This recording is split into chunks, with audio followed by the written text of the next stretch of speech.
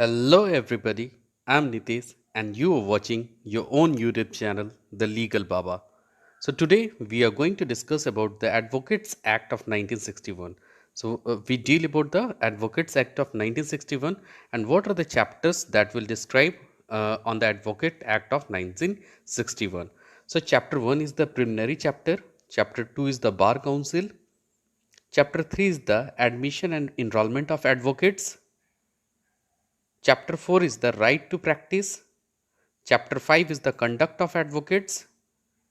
Chapter 6 is the miscellaneous. And chapter 7 is the temporary and transitional provisions. So these are all the chapters. We will discuss the chapter 1 and 2, that is the short title extent of the preliminary chapter and the second chapter. So let's start the video.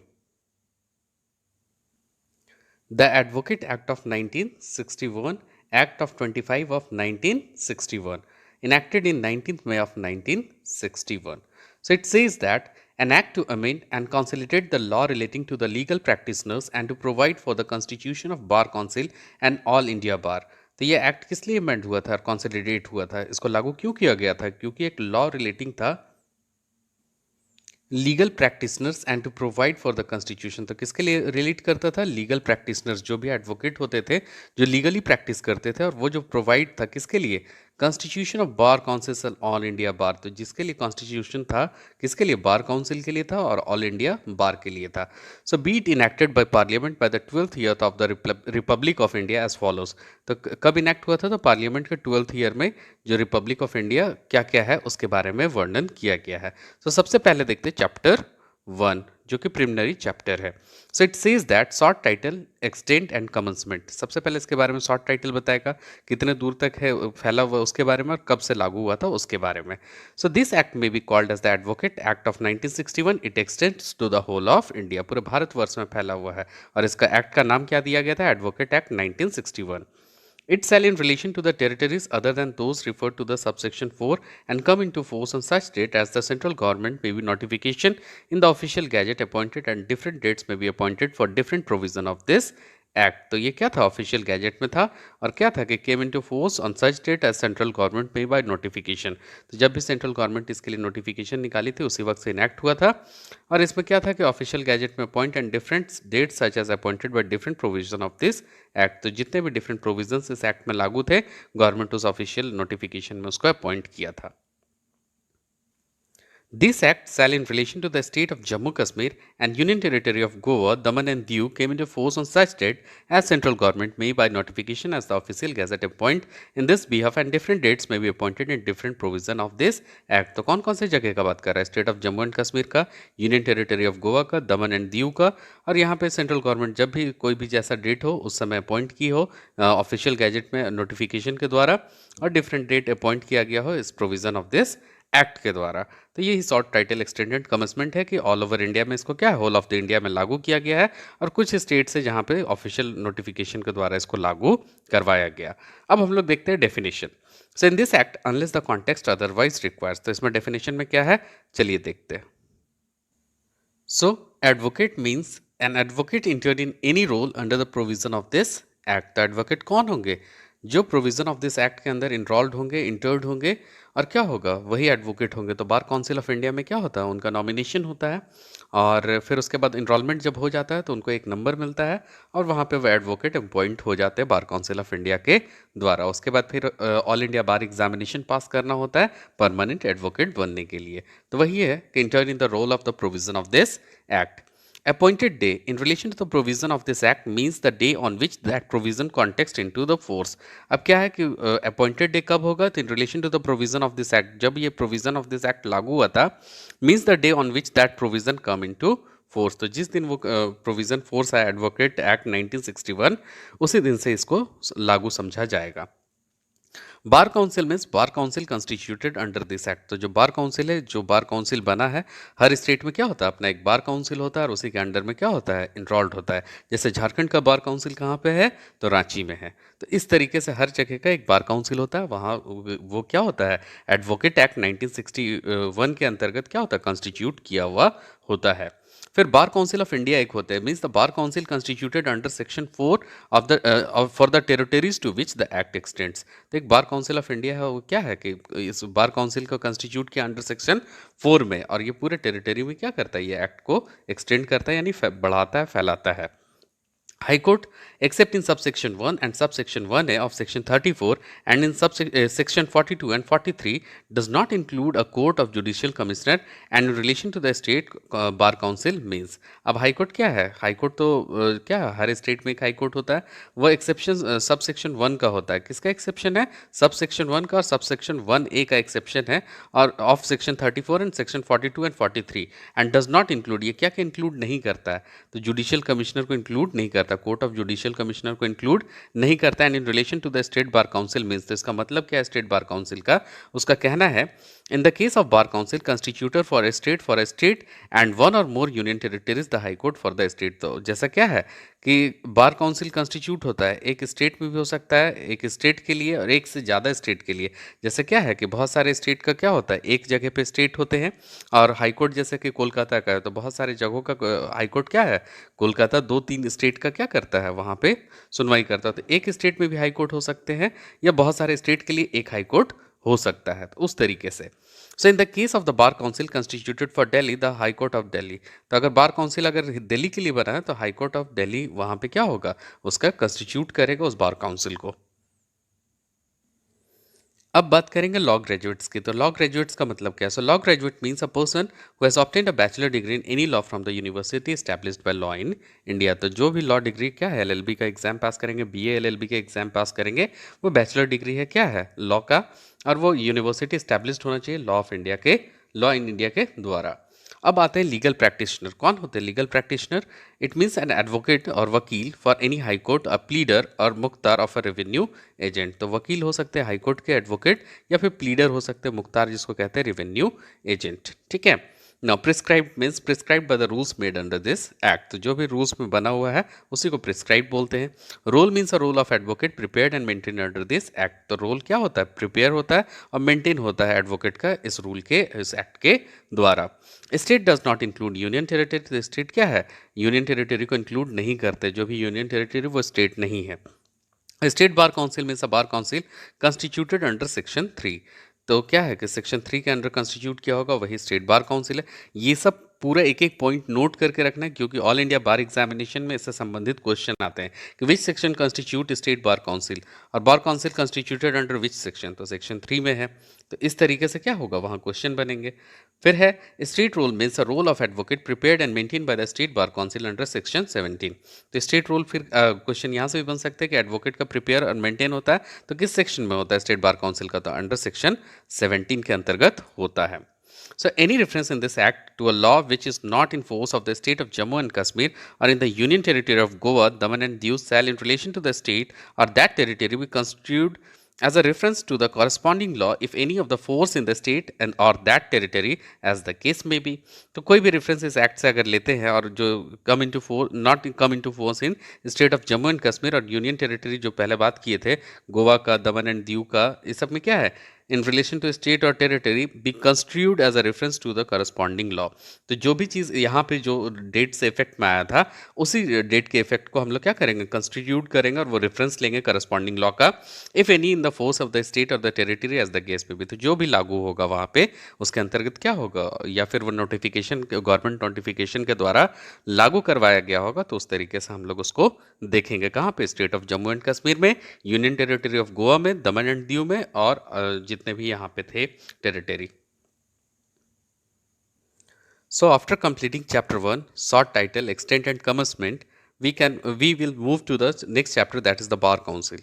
So what it says, section 3 of the bar council says that state bar council.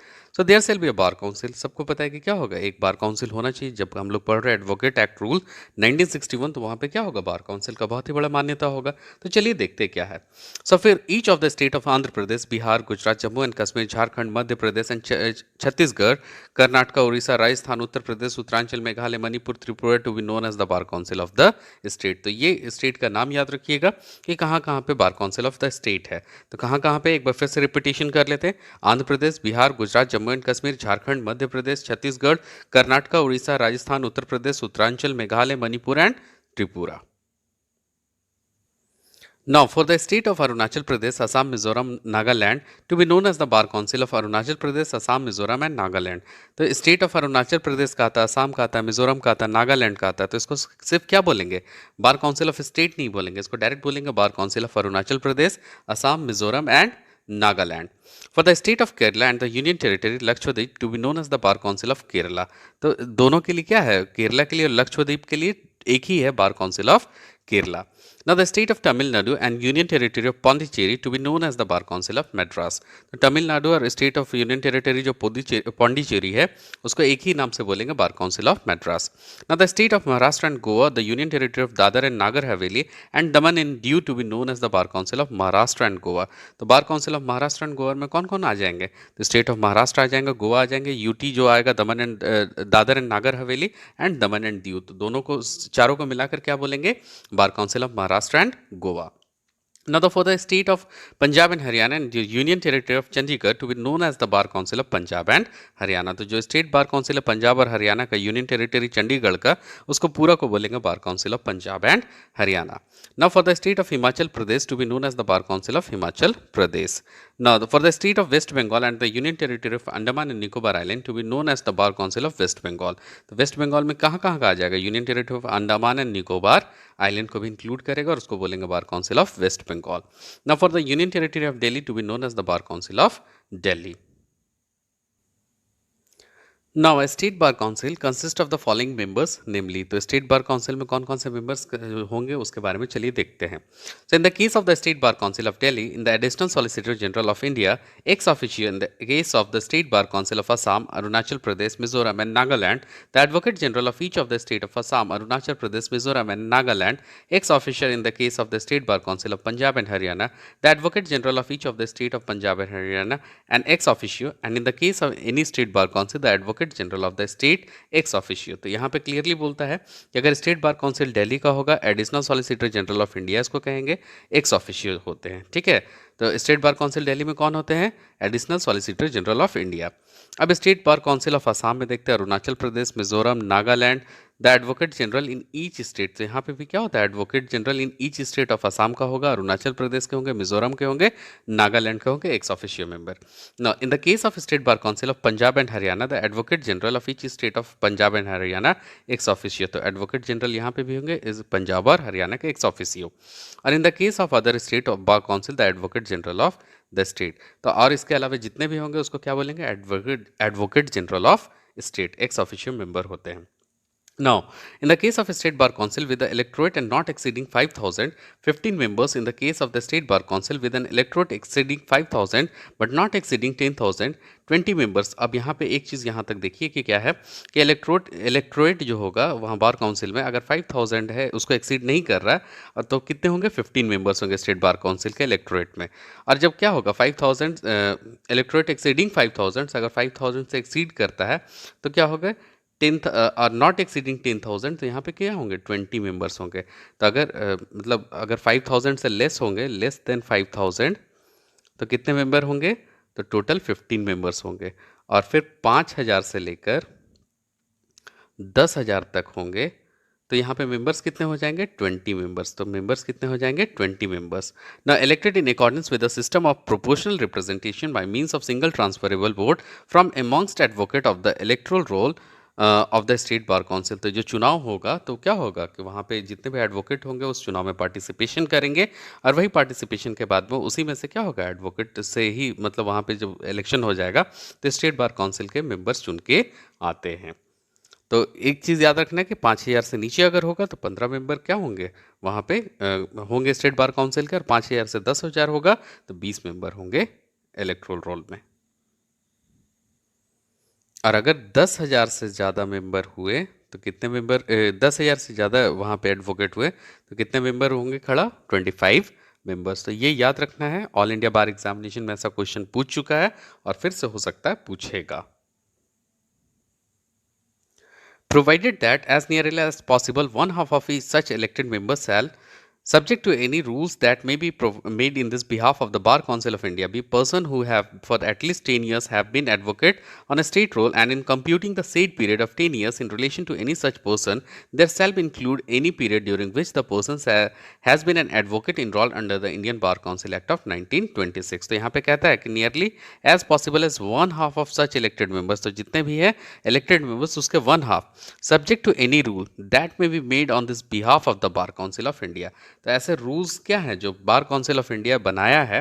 B a person who have for at least 10 years have been advocate on a state roll, तो कितने दिनों के लिए advocate होंगे? 10 साल लगातार advocate होंगे उस स्टेट रोल में।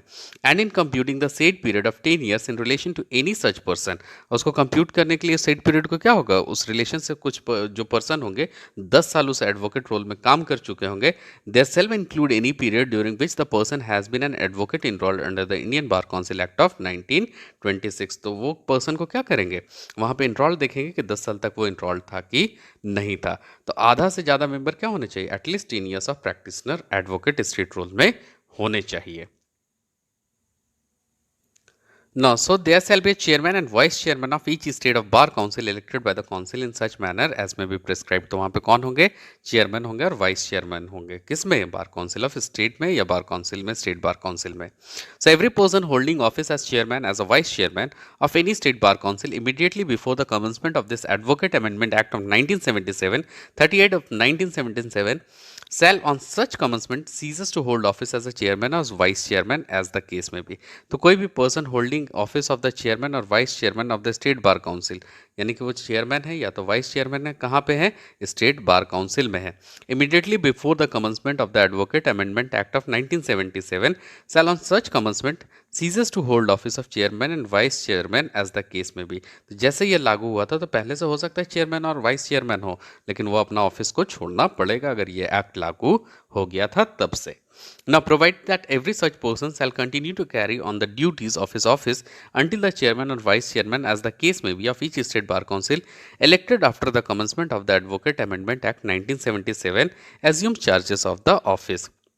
तो अगर वहाँ पे इलेक्शन नहीं हुआ है तो वो कंटिन्यू कर सकते हैं अपने ड्यूटीज़ को जब तक कि चेयरमैन और वाइस चेयरमैन फिर से चुनाव होके नहीं आ जाते इस कमेंसमेंट के एडवोकेट अमेंडमेंट एक्ट ऑफ 1977 के बाद से।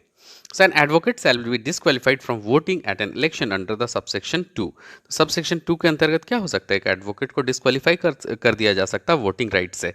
किस लिए? तो और for being chosen as for the being a member of a state bar council unless he possesses such qualification or satisfies such condition as may be prescribed on this behalf of the Bar Council of India and subject to any such rules that may be made, an electoral roll shall be prepared and revised from time to time by state bar council। तो क्या हो सकता है कि अगर sub section 2 में वहां पे क्या होगा? चूज किया होगा member state bar council possess करेगा, अगर कोई भी क्वालिफिकेशन वहां नहीं पोजेस करता है या कोई कंडीशन फॉलो नहीं करता है तो क्या कर सकता है? उसको वोटिंग राइट से डिस्क्वालीफाई कर सकता है on the behalf of the bar council of India. और क्या होगा कि लगातार इलेक्टोरल रोल हर बार बनते रहता है और उसमें नाम चढ़ेगा तो ही वो एडवोकेट क्या कर सकते हैं? वोटिंग राइट्स उनको मिलता है तो वोट कर सकते हैं। So nothing in this provision to subsection 2 shall affect the terms of office of any member elected before the commencement of the Advocate Act of 1964, but every election after such commencement shall be held in accordance with the provision of the rules made by the Bar Council of India to give effect of the said proviso। तो यहाँ पे कहता है कि कोई भी ऐसा proviso subsection 2 में जो लिखा था shall effect in the term of office of any member elected before the commencement of the Advocate Act of 1964। तो कब से इफेक्ट में आएगा? तो जब कमेंसमेंट हुआ था advocate amendment Act of 1964, 2 of 1964, but every election after such commencement shall be held in accordance with the provision of the rules। तो जो भी इस एक्ट के रूल्स में थे अगर ये इनैक्टमेंट हो गया तो जो भी होगा इसके बाद में उस एक्ट और उस रूल्स के मतलब ये होगा समानांतर होगा, अलग से उसमें कुछ भी छेड़छाड़ नहीं किया जा सकता है। So made by the bar council of India to give effect to the said provision. तो जितने भी जो कार्य होंगे वो किसके अंतर्गत होंगे? तो एडवोकेट अमेंडमेंट एक्ट ऑफ 1964 के अंतर्गत, क्योंकि ये लागू हो चुका था और इसी के अंतर्गत ये कार्य होगा। Now, nothing in clause B of subsection 2 shall affect the representation of elected member in any state bar council as constituted immediately before the commencement of the Advocate Amendment Act of 1973 until the state bar council reconstituted in accordance with the provision of this Act। तो कहता है कि कोई भी clause B में या sub section 2 में जितने भी चीज़ है shall effect the representation of elected members, तो उसको क्या करेंगे, रिप्रेजेंटेशन देंगे किसको, इलेक्टेड मेंबर्स को in any state bar council as constituted immediately before the commencement of the advocate amendment act of 1973। जिसके कमेंसमेंट के जस्ट बिफोर में क्या होगा, जितने भी रिप्रेजेंटेशन इलेक्टेड मेंबर्स का स्टेट बार काउंसिल में उसको क्लॉज बी और सब सेक्शन 2 के अंतर्गत दिया जाएगा until the state bar council is reconstituted, तो जब तक रिकंस्टिट्यूट हुआ होगा स्टेट बार काउंसिल का तो उसके पहले तक, in accordance with the provision of this act. Now, the Bar Council of India, there shall be a Bar Council of the territories to which an act extends to be known as the Bar Council of India, which shall consist of the following members, namely. तो अब क्या है कि bar council of territories है और उसका act क्या होगा, एक्सटेंड होगा और उसको कहा जाएगा बार काउंसिल ऑफ इंडिया, और क्या क्या कंसिस्ट करता है, फॉलोइंग मेंबर्स को चलिए देखते हैं। So the attorney general of India ex officio होते हैं, the solicitor general of India ex officio होते हैं, one member elected by each state bar council from among states members, तो एक मेंबर को क्या होगा, बार काउंसिल के अपने ही अंदर से ही क्या होंगे, एक मेंबर का चुनाव करते हैं। तो ये बहुत ही इंपॉर्टेंट है, वेरी इंपॉर्टेंट है, इसको याद रखिएगा कि क्या होता है, attorney general of India ex officio member होते हैं, solicitor general of India ex officio member होते हैं और वन मेंबर को इलेक्ट करते हैं स्टेट बार काउंसिल के अंदर से ही। Now, no person shall be eligible for being elected as a member of the Bar Council of India unless he possesses the qualification specified in the proviso of subsection 2 and section 3। तो पहले भी हम लोग बात कर लिए थे कि क्या होगा, क्वालिफिकेशन होगा, इनरोलमेंट होगा एडवोकेट के तौर पर, बी एल बी किए हुए होंगे, जो क्वालिफिकेशन प्रिस्क्राइब किया हुआ है इस एक्ट के अंतर्गत, अगर वो क्वालिफिकेशन को वो नहीं फुलफिल करते हैं तो यहाँ पे क्या होंगे, दे आर इनएलिजिबल। ठीक है। Now there shall be a chairman and vice chairman for the bar council of India elected by the council in such a manner may be prescribed. एक चेयरमैन होंगे और एक वाइस चेयरमैन होगा बार council of India का, और उसको elect कौन करेगा, तो council in such a manner as may prescribe. तो ऊपर हम लोग बात किए थे जिस तरह से चुनाव होता है उसी तरीके से उनका चुनाव होगा और वो चेयरमैन बनेंगे या फिर वाइस चेयरमैन बार काउंसिल के बनेंगे।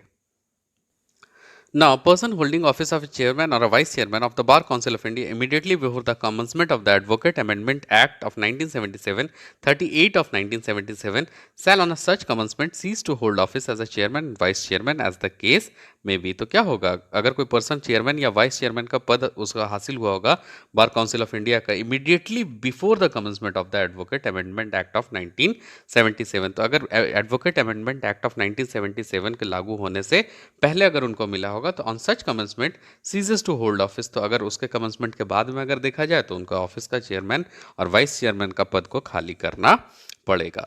सो provided that such person shall continue to carry on the duties of his office until the chairman or the vice chairman as the case may be or the council elected after the commencement of the advocate amendment act of 1977, 38 of 1977 assume charges of the office. तो क्या होगा, वो person क्या होगा, shall continue to carry the duties of his office, तो carry कर सकता है अपने फंक्शन को, कैरी कर सकता है अपने ड्यूटी को, कैरी कर सकता है as chairman or vice chairman as the case may be as the council elected after the commencement of the advocate amendment act of 1977। यानी कि इस अमेंडमेंट एक्ट 1977 के बाद अगर कोई चेयरमैन बना है या वाइस चेयरमैन बना है तो अपना ऑफिस का चार्ज को एज्यूम कर सकता है, उसको अपने तौर पर ड्यूटी को कैरी कर सकता है। Now, the term of the office of member of the Bar Council of India elected by the State Bar Council, तो कितने अवधि के लिए क्या होते हैं जो मेंबर इलेक्ट होते हैं उनका टर्म होता है। तो पहला कहता है in the case of member of state bar council who hold office ex officio be 2 years from the date of his election or his the ceases to be a member of the state bar council whichever is earlier. तो 2 साल या फिर जब से वो चुनाव हुआ उसके 2 साल के अंतर्गत जब भी पूरा होगा तो अपना ऑफिस को खाली करना पड़ेगा। तो कितने years, 2 years। Now in any other case be for the period for which the hold office of a member of the state bar council, तो जो भी पीरियड के लिए वो होल्ड करेंगे ऑफिस को, वो जो मेंबर होंगे स्टेट बार काउंसिल का, जो भी केस होगा तो उसके अंतर्गत भी क्या होगा, उनको अपना ऑफिस होल्ड करने के लिए, यानी कि जो प्रिस्क्राइब करेगा state bar council. So provide that every such member shall continue to hold office as a member of the state bar council of India until his successor is elected. तब यहाँ पे जो दूसरा पॉइंट कह रहा था उसमें क्या है कि अभी जैसे कोरोना का काल है तो वहाँ पे क्या हो गया है कि इलेक्शन हो नहीं पा रहा है, तो जब तक इलेक्शन नहीं होगा तब तक वो मेंबर क्या कर सकते हैं, अपने पद पर बने रह सकते हैं, और नहीं तो फिर 2 साल में अगर इलेक्शन हो जाता है तो 2 साल के बाद उनको अपना पद छोड़ना पड़ता है। Now, bar council to be body corporate. So, every bar council shall be a body corporate having perpetual succession and a common seal with the power to acquire and hold property both movable and immovable and to contract and may be name by which it is known, sue and to be sued। तो bar council क्या है? एक तरह का to be body corporate. तो every bar council क्या हो सकता है? एक बॉडी कॉर्पोरेट हो सकता है। उसमें क्या होगा? परपेचुअल सक्सेशन होगा या कॉमन सील होगा। और पावर क्या होगा? एक्वायर करने का और प्रॉपर्टी को होल्ड करने का।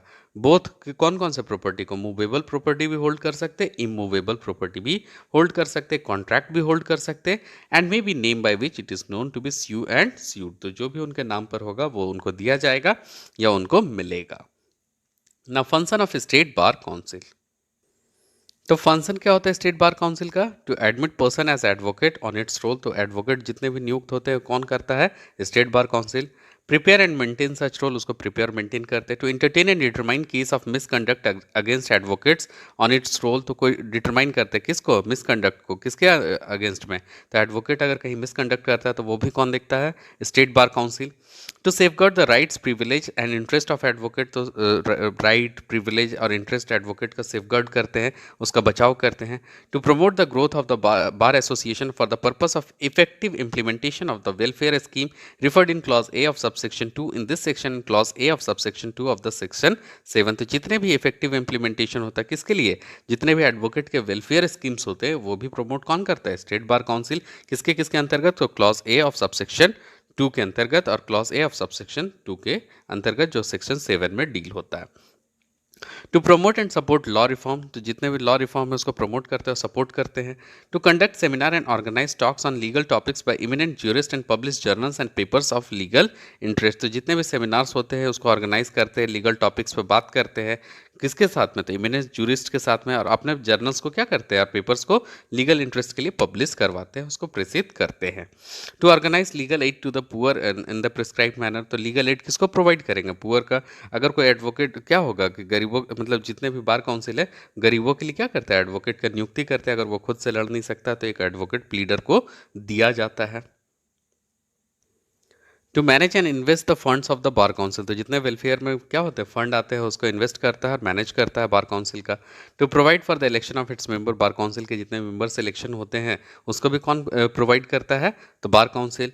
To visit and inspect universities in accordance with the direction given under clause 1 of the subsection 1 of section 7। तो यूनिवर्सिटीज़ में जो भी अकॉर्डेंस में पढ़ाई लिखाई चल रहा है किस तरीके से वहाँ पे विजिट करके इंस्पेक्ट करते हैं, स्टूडेंट से वार्तालाप करते हैं किसके अंतर्गत? तो clause I of subsection 1 of section 7 के अंतर्गत।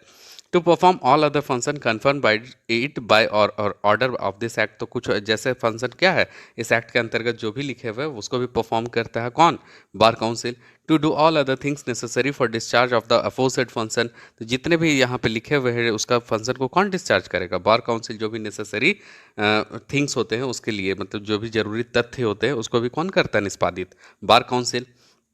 स्टेट बार काउंसिल में constitute one or more funds in the prescribed manner for the purpose of. तो क्या करेगा? फंड को कंस्टिट्यूट करता है किसके लिए? तो चलिए देखते हैं। So giving financial assistance to organise welfare schemes for indigent disabled और अदर एडवोकेट्स। तो वो वेलफेयर स्कीम में जितने भी फंड्स आएंगे तो उसको इंडिजेंट एडवोकेट्स के लिए या डिसेबल्ड एडवोकेट्स के लिए कुछ अदर अलग तरह के एडवोकेट्स जो need time of the need में अगर उनको ज़रूरत हो तो उसको क्या करेंगे? वो फंड से पैसे दे सकते हैं। Giving legal aid or advice in accordance with the rules made in this behalf. तो लीगल एड और एडवाइस दे सकते हैं इन accordance with the rules in this behalf. Establishing law libraries. Law libraries क्या होता है? हर बार काउंसिल क्या करता है? अपना बनाता है जिससे कि अगर बहुत सारे लोगों को बेनिफिट मिल सके। Now, a state bar council may receive any grants, donation, gifts, or benefits, benefications for all or any of the purpose specified in subsection to which shall be credited to the appropriate funds and funds consolidated under the subsection। तो यहाँ पे क्या कर सकते हैं? Grant, donation, gift और बेनिफिकेशंस क्या कर सकते हैं? रिसीव कर सकते हैं। किस सेक्शन के अंतर्गत? तो सबसेक्शन 2 के अंतर्गत। और ये credited to the appropriate fund or funds constituted in the subsection. तो उसको फिर क्रेडिट कहाँ कर सकते हैं? जो अप्रोप्रिएट फंड बना हुआ है इसके अंतर्गत में उसमें वो क्रेडिट कर सकते हैं और फिर ज़रूरत के टाइम पे वो दे सकते हैं किसी को या फिर क्या कर सकते हैं? उसको निकाल भी सकते हैं। Now functions of the bar council of India. अब तो ये बार काउंसिल ऑफ स्टेट का देखे था, बार काउंसिल ऑफ इंडिया का क्या क्या फंक्शन है, चलिए उसको देखते हैं। So the function of the bar council of India shall be to lay down standard of profession, conduct and integrity of our advocates. तो जो भी स्टैंडर्ड है प्रोफेशन का, उसका कंडक्ट का, इंटीग्रिटी का, सब एडवोकेट्स का क्या कर सकते हैं, जारी कर सकते हैं कि किस किस तरीके से उसको कंडक्ट करना है, किस किस तरह से उसको एडवोकेट को चलना है, बोलना है, हर चीज़ का ले डाउन कर सकते हैं, उसको लिखित दे सकते हैं। अभी जैसे एक रूल आया है कि एडवोकेट पूरा पब्लिक मंच में कुछ भी बार काउंसिल के खिलाफ बुराई नहीं कर सकते, तो इस तरह का कंडक्ट को क्या कर सकते हैं, पब्लिश करवा सकता है कौन, bar council of India. To lay down the procedure for the followed of a disciplinary committee and disciplinary committee of such state bar council। तो क्या हो जाएगा, डिसिप्लिनरी कमेटी का क्या हो सकता है, यहाँ पे प्रोसीड्योर को ले डाउन कर सकते हैं। और ये disciplinary committee of each state bar council, तो जितने स्टेट बार काउंसिल है वहाँ पे भी क्या होंगे, state bar council of India disciplinary committee बनाते हैं। To safeguard the rights, privileges and interest of advocates, तो क्या कर सकते हैं, सेफगार्ड करते किसका, right, privilege, interest of advocates. To promote and support law reforms, जितने भी लॉ रिफॉर्म्स होते हैं उसको प्रमोट करते हैं, उसको सपोर्ट करते हैं। To deal with the dispose of any matter arising under this act which may be referred to it by the state bar council, तो जो भी मैटर आता है उसको डील करते हैं और उसको डिस्पोज भी करते हैं, जो मैटर अराइज होता है अंडर दिस एक्ट और जो स्टेट बार काउंसिल रिफर करते हैं, तो डायरेक्ट वो कौन देखेगा, bar council of India. So to exercise general supervision and control over the state bar council, तो जितने भी जनरल सुपरविजन है स्टेट बार काउंसिल को प्रोवाइड करता है और उस पर कंट्रोल रखता है कौन, bar council of India.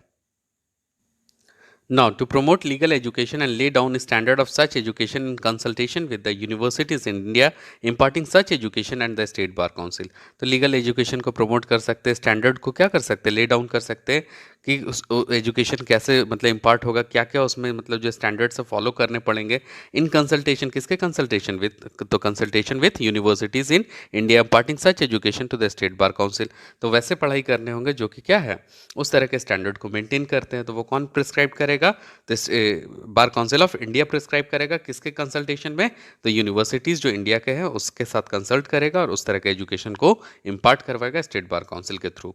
Now to recognize universities whose degree in the law shall be qualification for enrollment as an advocate, and for that purpose to visit and inspect universities or cause the state bar councils to visit and inspect universities in accordance with such direction and may be given in his behalf। तो पहले भी हम लोग बात किए थे कि state bar council के पास में क्या है, इंस्पेक्ट करने का यूनिवर्सिटीज़ को, लेकिन ये रिकॉग्नाइज करता है यूनिवर्सिटीज़ को, और डिग्री जो क्वालिफिकेशन के लिए एनरोलमेंट के लिए होता है उसको क्या करेगा, इंस्पेक्ट करेगा और यूनिवर्सिटीज़ को देखेगा। उसके बाद में क्या कर सकता है, जितने भी स्टेट बार काउंसिल है उसको बोलेगा विजिट और इंस्पेक्ट करने के लिए यूनिवर्सिटी को कि वो रूल्स प्रोसीड्योर्स फॉलो कर रहे हैं या फिर फॉलो नहीं कर रहे हैं। वो इंस्पेक्ट करके फिर रिपोर्ट भेजते कहाँ पे, बार काउंसिल ऑफ इंडिया को, वही क्या करता है, उसको रिकॉग्नाइज्ड करता है। Now, to conduct a seminar and organize talks on legal topics as eminent jurist and publish journals and paper of legal interest। तो जैसे स्टेट बार काउंसिल कर रहा था वैसे ही क्या करेगा, बार काउंसिल ऑफ इंडिया भी करेगा, पब्लिश जर्नल करेगा, लीगल इंटरेस्ट के लिए पेपर पब्लिश करेगा और इमिनेंट जूरिस्ट को बुलाकर लीगल टॉपिक्स पर डिबेट करते हैं और क्या करते हैं, टॉक्स को ऑर्गेनाइज करते हैं। So to organise legal aid to the poor prescribe manner, तो यहाँ पे भी क्या होगा, लीगल एड प्रोवाइड करेंगे पुअर को। To recognise and reciprocal basis of foreign qualification in law obtained outside India of the purpose of admission to the advocate under this act, तो जो भी फॉरेन क्वालिफिकेशन मतलब लॉ में acquire करते हैं या ऑब्टेंड करते हैं तो उसको इंडिया में भी क्या करते हैं, मान्यता देते हैं, रिकॉग्नाइज करते हैं रेसिप्रोकल के थ्रू। तो वो कौन करता है, बार काउंसिल ऑफ इंडिया करता है, ना कि bar council of state. To manage and invest funds of bar council, ये भी क्या करेंगे, इन्वेस्ट और मैनेज करेंगे फंड को। To provide for the election of members, तो यहाँ पे भी इलेक्शन ऑफ मेंबर्स को परफॉर्म किया जाता है, तो कौन देखेगा, बार काउंसिल ऑफ इंडिया।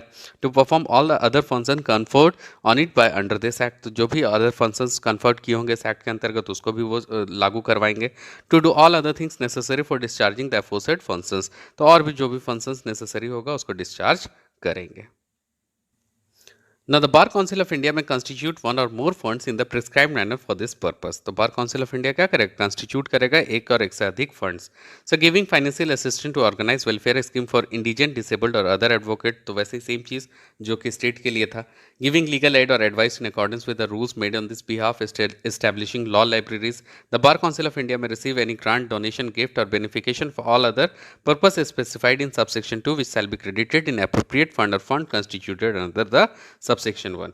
तो जो भी स्टेट बार काउंसिल फंड के बिहाफ में कर रही थी वही बार काउंसिल ऑफ इंडिया फंड के बिहाफ में करता है। So this is all about the today's video. In tomorrow's video we will deal about the second chapter and the section of 7a and more sections related to this chapter. So if you like the video, if you understand the video, please share and subscribe my channel. Thank you.